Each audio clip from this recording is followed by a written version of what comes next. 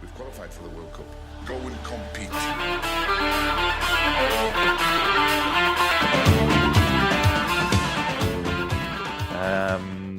I don't know what we're going to talk about. Sure. Sure. That's the magic of it, really, isn't it? Just an hour and a half of silence now. We don't have Kieran fucking keeping us down. We can talk about whatever we want. I've always said Kieran has shit opinions. Yeah, same. Yeah, nonsense. I haven't said it to him, but I've always said it. Well, he'll hear this if we keep this in, and so we're saying it indirectly to him. I don't think he listens to the podcast. I'd say he listens to it on a repeat. I'd say it's all he listens to. He's probably the only listens we get. He's got a laptop, the tablet, the phone, everything going, getting those views up. He's just a narcissist, like listening back to himself, like, fuck, and that was such a good intro. Oh my god. Comments under different accounts saying, great point, Kieran. Yeah. I know, yeah. And like we talk about like the popular football teams, and then he always has to put in some shit about Palace at the end. Oh, I mean, if anyone was listening, that's when they'd log off. Oh yeah. I mean, does he even listen to the Palace talk? It's fucking Conor Gallagher, like most overrated fucking player. Like, yeah, playing for England now. Like, oh my god, like he's such a glory hog as well. He's a stats patter. Ooh, he's a bit like he's like a shit player that has good stats. Bruno.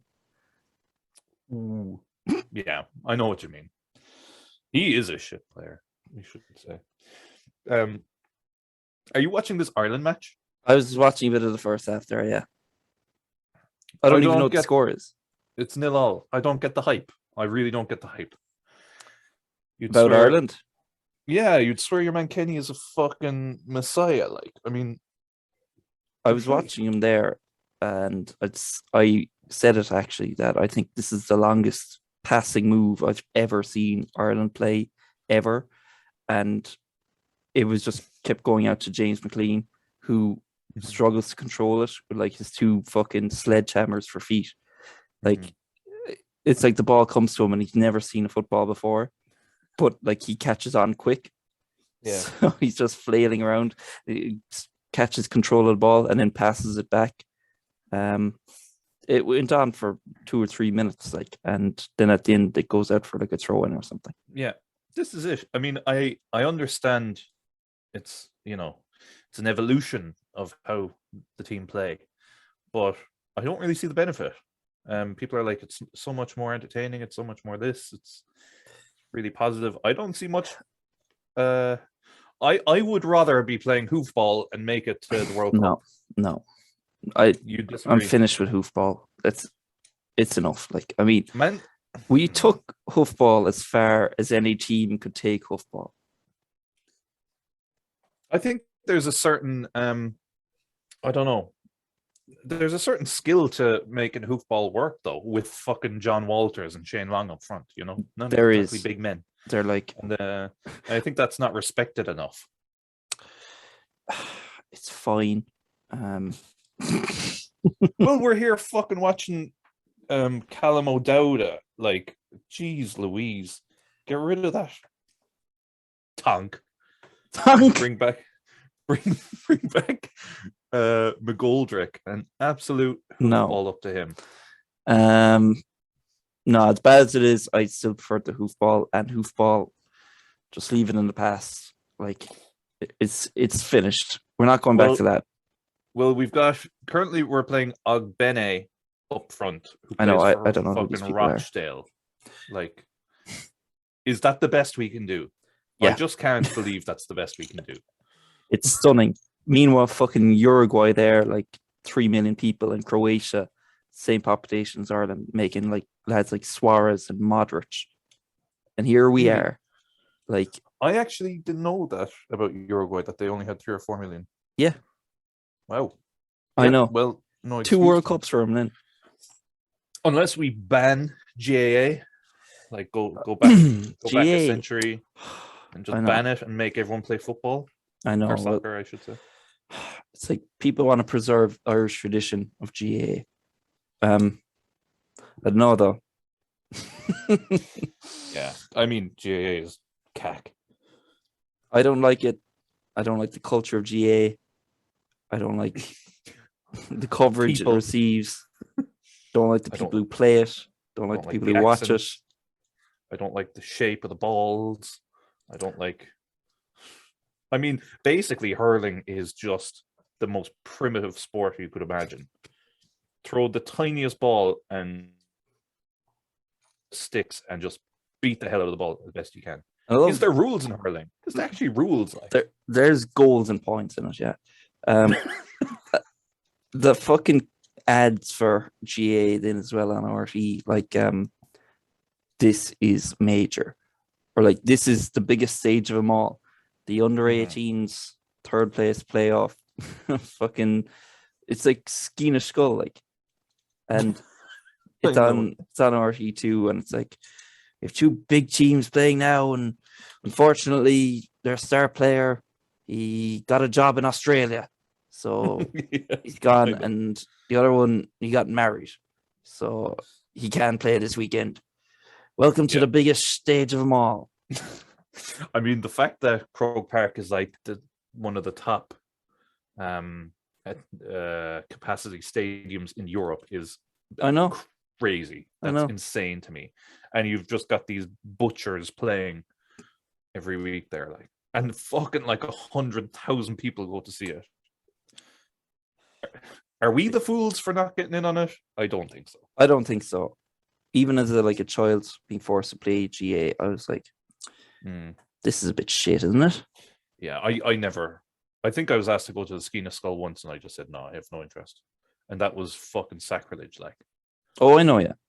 Sure, it's even worse out here in Barrow, like not playing fucking GA. It was like it was like you said you wanted to take up fucking body painting or something. Like you might as well have been like fucking Flanders' parents. I mean, I'm just glad my parents aren't culties, I guess. Wow. You're fair. You are a culty. No. Am I? You are. It's like you don't think you are, but like anyone in a city would think you are, and anyone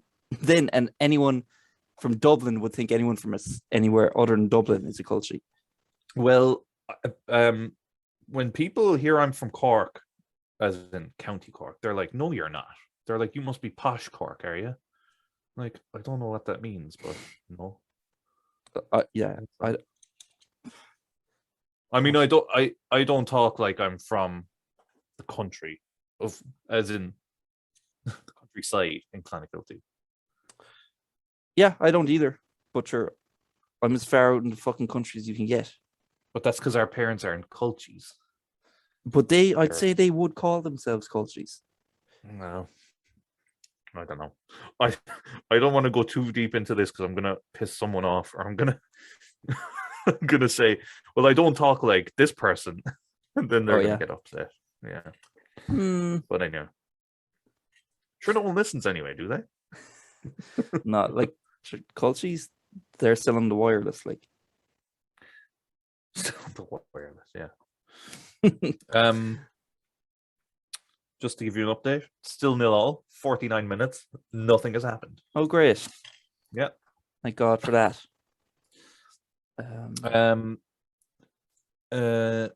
Should we... I don't even want to talk about the Premier League. It's international at the minute, so for anyone listening, this is the international break. We're recording right in the middle of it. We're not too interested in Ireland, and there's nothing happening Premier League wise. It's an international break, so yeah, you weren't here last time. I wasn't. Yeah, I'm just looking at the scores from last weekend. Chelsea drew with Burnley. Tuchel found out again. This guy is the biggest fucking chancer in the league. I swear to God, his day will come. His day will come. Man City handled Man United anyway. Fucking embarrassment. Arsenal beat Watford. Should have been 4 or 5-0. West Ham beat Liverpool. The wheels are coming off the Klopp Express. Will he last much longer? Is that an actual question? Realistically, like, he's taken him as far as he can, and he got a good rub of the green as well to win the league when he did. You don't believe anything you're saying right now. He got a rub of the green now. Come on. What rub of the green did he get? Sure, the fucking state of that team that season when they won the league, they kept losing games at the end of it. Like, they fell apart. Like, they were on the precipice of failing, of letting it all slip away. No, they weren't. They were nowhere near. They're sure they were fucking like 20 points ahead of Man City. They were an unstoppable juggernaut of a football team. There was no stopping them. And then when they won, they clearly went on the piss. Oh yeah, and sure. Lost numerous games after that. But sure, who cares? All they had to play for was a fucking record amount of points. Sure, who cares? Going unbeaten. No, they were already beaten by Watford. Oh well, it's a tough thing to do. Not for everyone. Not for everyone. Yeah, it's like 16 years ago at this point. I'm hanging on. Hanging on to that. Yeah, look, I mean, in terms of Liverpool and Klopp, it's a tricky one. Sure, Mane, Van Dijk, Henderson, Firmino, Alisson, all look washed at this point. And you're going to have to get replacements for all of them. Yeah, that's one little thing is I do feel like after spending the Coutinho money, they didn't really do a whole lot of recruitment. They brought in Jota, they brought in Thiago. Okay. Thiago is injury prone, so letting Wijnaldum go and not getting a replacement, there's always going to be question marks around that. I mean, I suppose they have 8. I think they have 8 central midfielders. But I mean, Fabinho picks up injuries. Thiago is injury prone. Henderson always picks up an injury. Harvey Elliott fucking was snapped in half. Curtis Jones, I mean, you don't want to hang your hat on Curtis Jones, really, do you? And James Milner is 34. Oxlade-Chamberlain isn't very good. And Keita is, also made of twigs. Yeah. So it's a tricky one. It's a gaping hole there. Yeah. A big gaping hole. Wijnaldum played fucking all the time, and they opted not to sign him for whatever reason. See, now they're going to have to sign midfielders, and they're going to also have to sign maybe an attacker and possibly defenders as well. So they have to get very lucky with the players they sign, just like they got very, very lucky with their gambles paying off previously. Okay, so that's bollocks. Tell me what's bollocks about that. Okay, right. Let's do this, right? Because this has been the elephant in the room for a while. You made the point there fucking about a year ago that Liverpool got lucky with their signings, right? They had the rub of the green. Stop saying that. So I think your point was, they signed all these players, and like, what are the odds that Robertson turns out to be one of the best left backs in the world? Wijnaldum turns out to be an incredible central midfielder, and all these lads, Salah breaking records, and you're saying that's luck? Yeah. But by what you're saying, that means that every successful signing ever is luck. There's a bit of luck in them. Bit of luck in all. So I mean, look at even Real Madrid signing. Same season they signed Ronaldo. They also signed Kaká, who was like fucking World Player of the year before or something like that. Mm-hmm. Kaká went to absolute shit, was completely useless, didn't do a jot for Real Madrid. Ronaldo went on and was like the best player of all time for him. Well, there's, even signing the best player in the world sometimes doesn't work out. Sure, yeah, okay, I get that. But do you not think the Real Madrid way of doing things is just sign a ton of players and hope for the best? Really? So if you sign 20 good players, 10 of them should be good, and then there's your team. right? Kind of like Man City in the last 10 years, buying all these fucking like Wilfred Boney and all these kind of guys. Man I mean, City, they remind me of a sneakerhead, someone who buys tons of different shoes, like really nice shoes for like €100 that they might wear once or something, and they might throw away. And they're like, they're great shoes, but the other shoes are slightly nicer today, so I'm going to wear those shoes and never touch the other shoes. And they can just do it because they have the money to do it. But do you think Man City got lucky with Aguero? They, as lucky as they got with Aguero, like they were unlucky with like who's a shit player, like Negredo, whatever his name was, or any of these other strikers who they paid big money for that didn't. Balotelli, fucking he could have been a great player. Didn't work out for him. I don't really get your point. You're saying they were lucky, or they were more unlucky with the bad ones? Yes.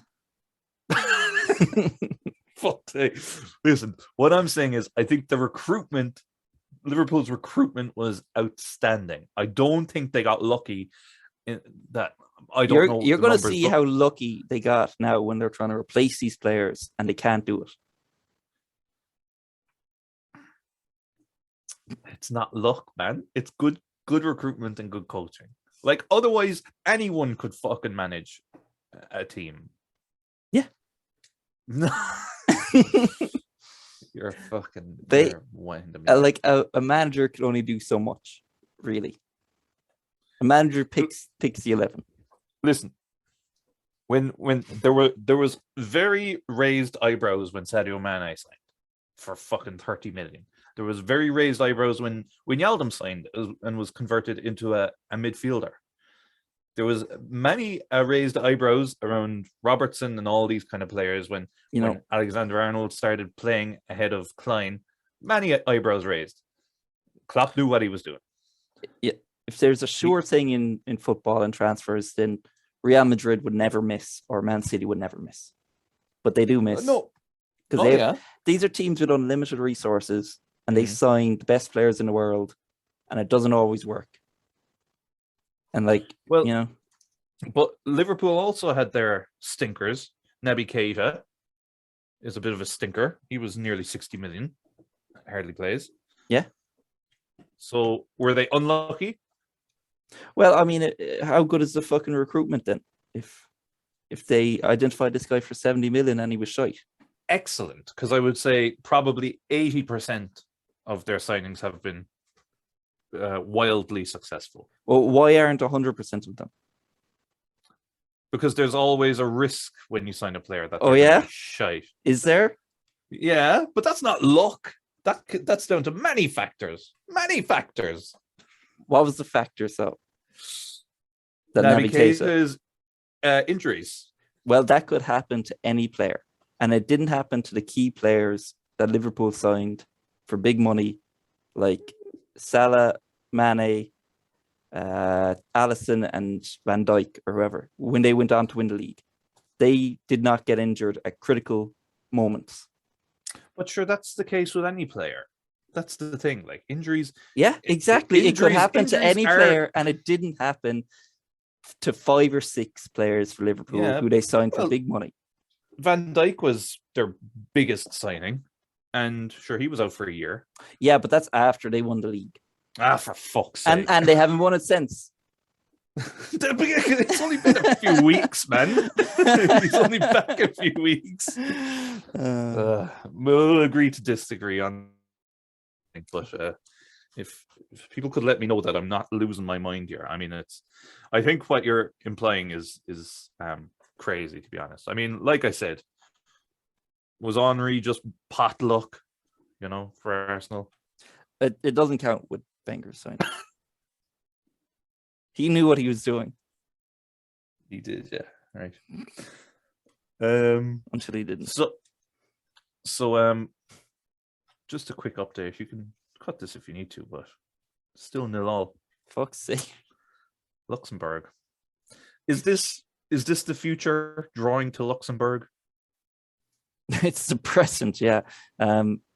Fuck. And you know what I hear a lot is when I look, I don't feel very strongly about Kenny in or Kenny out, to be honest. But when I say it's not really that good, it's probably not good enough, we should be doing better, people say, well, who else would you get in? That's not my fucking job. That's the FAI's job. Just because there's no one on the top of my head that's better than Kenny doesn't mean he's the right man for the job. I mean, to be fair, like, who the fuck was Kenny before he joined Ireland anyway? He was like managing League of Ireland, and then he went on and managed like Ireland's under 21s. Like, there are a million managers like that out there. So, yeah. Not that I'm saying Kenny out. No, look, leave him in. I don't give a shit. To be honest, I don't watch Ireland anymore. What I have been watching a lot of is like old Eamon Dunphy. Oh yeah, they're hard to beat. They are hard to beat. Like, sure, he used to just talk shite, a bit like me, but he was doing it on the TV and really winding people up. Yeah, he got paid a lot of money for it. Definitely drunk a lot of the time, and so many clangers as well. So many F-bombs and numerous bombs. RT seemed to, like, every so often a pundit would just say something fucking outrageous, like Graham Souness saying someone he's absolutely raped him there or something like that. Yeah. These lads, they forget they're on camera. I'd say they do, yeah. I'd say when Dunphy and the lads were on, they used to put like a big see-through fucking one-way mirror in front of the cameras, like they have an interrogation room, so they just think that they're in the pub, that they're not on TV at all. So they just talk absolute fucking madness. Yeah. Not even football. Sure, Dunphy would be going on about the Irish economy and stuff. No, yeah. Yeah. I mean, Giles, Brady, and Dunphy was absolute prime Irish TV. Yeah, it was just fucking lads in the corner of the pub, like. Yeah. A bit like what we were doing. Yeah. Given our outdated opinions. Misinformed to the top. Well, I wouldn't say that. Well, I mean, I'm not even watching the Ireland game, and I'm saying Kenny out. So yeah, we're not even watching this. Like, and I'm not watching it. I'm just listening to you tell me what the score is and giving my opinion on it. I know, and sure, by the time this comes out, everyone will know how the match ended, which is a mind-boggling situation, really, when you think of the future. Like, how do I say this? Like, is the future already written? Like, is it destiny that this match is going to end 0-0 or 1-0 or whatever? I think it kind of is. You believe in free will? Yeah. How do I word this? I believe that we all make our own choices, but it's inevitable that those choices will be made, if that makes sense. That doesn't. No. That's no. like the two opposite things. I know. See, like, I don't feel like I'm locked in a box of destiny and I can't make my own decisions. But I think, like, eventually, like, this game will end. This game is going to end. And whatever the score is, we'll know it by the time people hear this back. But we don't know it now. But it's inevitable that there will be the end of the game. Do you know what I mean? No, I'm not worried nowhere else. I mean, I guess.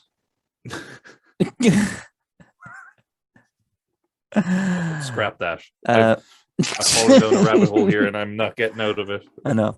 Do you believe in, like, alternate realities or like multiverses and that kind of thing? No. Yeah. Kieran does, I think. A lot of tosh. Were we talking about this before?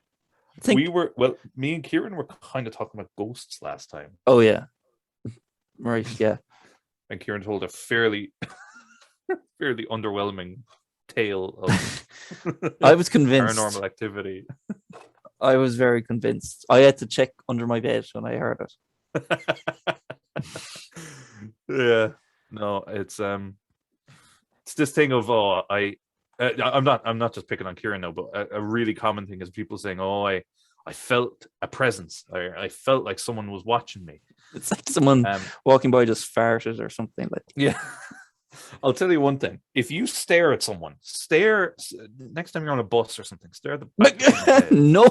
Oh, at the back of their head. Okay. Yeah, don't and see if they sense it, because I fucking guarantee they won't. Sometimes I do think it is weird. Like if I be up on like the second floor of a house or something and just looking out the window onto the street, and someone walking by below turns their head and looks straight at me, and it's like, what the fuck? How did they know I was looking at them? I've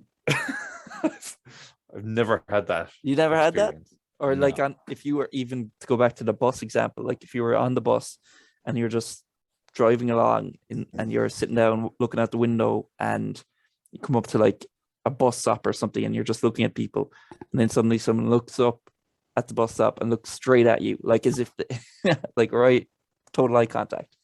You never had that? No. And then you have to like do you know- look away to make it look like you weren't staring, even though you were staring. I see, in that case, I would say if I was looking out the window and someone stared straight at me, I would probably think maybe I wasn't looking straight at them, and once they turned towards me, I probably looked at them then, you know. But Mhm. it might have felt like I was staring at them. The awkwardness of the situation got the better of me, and I'm like, oh my god, they're fucking psychic. They knew. But yeah. Yeah. I've got some good news for you. Oh yeah. 1-0 Ireland. Oh nice. Probably subject to VAR check. Oh great. Shane Duffy nods it in from 2 yards. It's like this is the evolution of Ireland. We've moved away from hoofball. This to is what I'm Shane fucking Duffy. saying. Like, how many goals has Shane Duffy scored for Ireland in the last 2 years? Probably Quite a like few, I'd say. 50% of our goals, even if that's Yep. only like 2 goals. Yep. So set piece, Shane Duffy. Yeah. Evolution, my hat. I say. That's I mean, it's a useful feather in the cap to be very experienced in hoofball, so that when you're playing your free-flowing fancy football, when things go to shit, like it's a bit of an advantage for you. Like if a ball is lofted into the box, you've still got lads like Shane Duffy in there who are just, you know, gonna go "Rah!" Compared to like fucking Barcelona. If like someone was huffing a ball and like Puyol and lads in there trying to get a header, just, you know, you just put your hand on their head, keep them down. Yeah. It's the new evolution. It's like a perfect synergy of old and new. Yeah. And look, I like possession football as much as the next bloke, but I just think our players are too shit for it. Do you know what I saw recently was someone saying how when people look back, they'll see the Madrid team that won like 3 Champions Leagues in a row or whatever, or 4 Champions Leagues. They'll see them as like the best team of all time. And I'm like, anyone with fucking eyes knows that Madrid team was not the best team of all time, especially not since a Barcelona team of only a few years prior was miles better, like a perfect team. And I mean, they didn't win 3 Champions Leagues in a row, but they were the better team. And they never played a game where it looked like they were not the better team. Even their losses, even like when like Arsenal played them in Champions League and beat them 2-1, they did that on like the skin of their teeth, really. Like it was a fucking arduous task to do that. It was like an impossible feat to beat Barcelona. And sure, didn't Barcelona beat them in return, like Van Persie got sent off. But like that Madrid team, they were just fucking crossing the ball and hoping for the best for half of it. Yeah. Oh yeah. I mean, just because they won 3 in a row, someone said they were the best. Ludicrous. I Who know. said that? Name and shame them. Oh, just some fucking idiots on Reddit. Ah, gobshite. Yeah. Didn't that Barcelona team win like two Champions Leagues? They won 2 with Pep, and then Enrique won another with Yeah. Neymar and Suarez. Even though Pep's team was better, like even though they had Pedro and fucking Abidal and a few other lads who were a bit, weren't Suspect. great, but like, and Pinto playing the cup games. Yeah.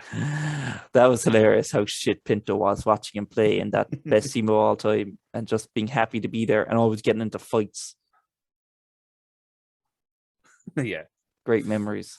I kind of hope Xavi does well as Barcelona manager, but I'm also enjoying Barcelona being really shit. It is always nice to see a team that was at the very pinnacle collapse because it gives hope to everyone else that, nothing, no matter how bad like a fucking reign of terror is, like Man United, fucking 20 years of it, no matter how bad it is, any team can collapse. Yeah. But I mean, they'll bounce back. They have too much going for them. They have all the infrastructure and all the resources. It's like the infrastructure isn't going anywhere, and there's still so much prestige attached to Barca that like talented young players are still going to want to go to Barcelona, even if they got relegated. Like players still went to Juventus when they got relegated for match fixing, and Juventus are not as big as Barcelona. Yeah. It's nice that they're not stealing our best players anymore. Maybe it didn't happen to you. Well, yeah, it did. Pleb. Fabregas, which was the worst one.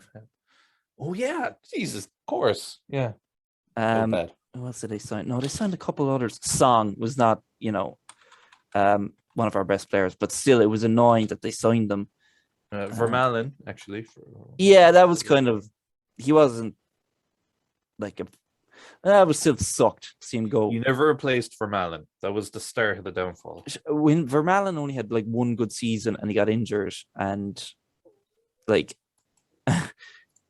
we were he's like, oh, he's the solution to the defensive problems. He had like one good season, was injured for the rest, and never the same player again. I'd love to see the your league position with Vermaelen and then without Vermaelen. I know. Oh, sure, fucking Henry went to Barca. Oh yeah.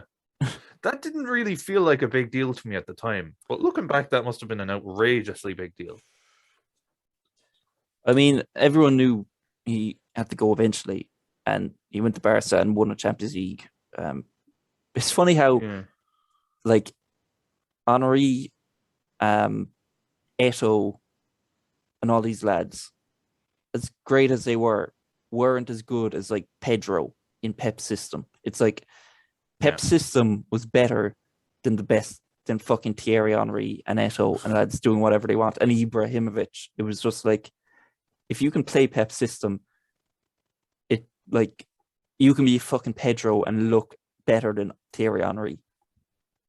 So anyone who's like people always going on about Pep couldn't do it unless he had a ton of money and the best players. It's like Pep could go to fucking Forest Green and be in the fucking Champions League within a few seasons. Like, I think he's a bit of a psychopath underneath it all, to be honest. Oh, he's a nutcase. Absolute fucking freak, I'd say. Yeah. Connor, I've got more good news. Great news, in fact. Luxembourg equalised. No. It's 2-0. And Ireland just scored a goal, which was FIFA-esque. Oh, really? It's makeup. Yeah. A little ball, nice little kind of ball in behind the defense by Hendrick. And then someone, I'm not sure who, some man did a little back heel to the oncoming Ogbene, and he tapped it into basically an empty net. Beautiful. Jesus. Really. So maybe we'll cut out all that shit I said. I'll cut out the bits I About said. Kenny It just earlier. seems like it's just you talking. Yeah. No, it was a very nice goal, a very new style of Ireland goal, I would say. See, we're Ireland never have going had- back to hoofball, right? Yeah. Well, they've had one hoofball goal and one tiki-taka goal. Which did you prefer? The tiki-taka goal was great. Yeah. It was wonderful. But look, 2-0 to Luxembourg. We should be beating Luxembourg anyway. It's one of the smallest countries I know of. They're one of the smallest countries I know of. Yeah. Andorra is smaller, but Luxembourg is pretty damn tiny. Probably only has the one town, I'd say, and it's probably called Luxembourg. I don't know. I really don't. Do you know which is the smallest country in Europe? Would it be Andorra? No. It's not. I don't. No. Vatican City is like smallest by far. Yeah. Okay, next smallest after Vatican because they don't count. And Andorra. And after Monaco are the next smallest, but like those are just like cities. Like they're like no, Andorra is the one that's between Spain and France, isn't it? That little tiny one. Yeah. Surely Okay. that, no? The smallest country would be like San Marino, and then Liechtenstein, which is like nearly 2.5 times the size of San Marino. And then Malta, which is like twice the size of Liechtenstein. And then Andorra is like nearly twice the size of Liechtenstein, more than twice the size of Liechtenstein. And then Luxembourg, like Andorra is 468 kilometers squared, and Luxembourg is 2,586 kilometers squared. Jesus. So it's like fucking, what's that? That's 5-6 times. I look at Andorra on a map and I'm like, sure, I could probably walk that in a few hours, but that's like walking from Cork to Dublin and back. Sure, look. I can't be right all the time. Yeah. Right. What time are we at? 21. That's about 45 minutes. I'm just very conscious that you have to drive for like an hour after this. Yeah, that's all right. Do you want to stop, or is there? Yeah, kind of. Yeah, that's fair. Kieran fucking let us down bad there now. Well, we all have to let each other down at some point. I'm skipping the next one. Yeah, exactly. Grand. That's grand. I honestly don't care. Well, Coy Big. Coy Big. And next week Arsenal are playing Liverpool, and Arsenal could overtake Liverpool or be level on points with Liverpool if they beat them. What day is that? I think it's Saturday. Interesting. Yeah, because that's the day of the Gats. Yeah. Cool. Yeah, we should probably watch that if it's available. I don't even know. If it's at 3:00, it's probably not. But I'd imagine they've made that one watchable. God, can you imagine if Arsenal beat Liverpool now? Could happen. They're flying high. And Liverpool are not. And Henderson is injured now as well, for fuck's sake. Yep. No midfield. Sure, look, Arsenal, they've got the rub of the green at the moment. It's very true. They do. Yeah. Okay, Coy Big. All right, yeah. Coy Gunners. Coy Kieran. Yeah. Yeah. And good night, Seattle. Right. You've been listening to the Put 'em Under Pressure podcast. For more of our content, make sure that you follow us on YouTube, Spotify, and Facebook. Outro music.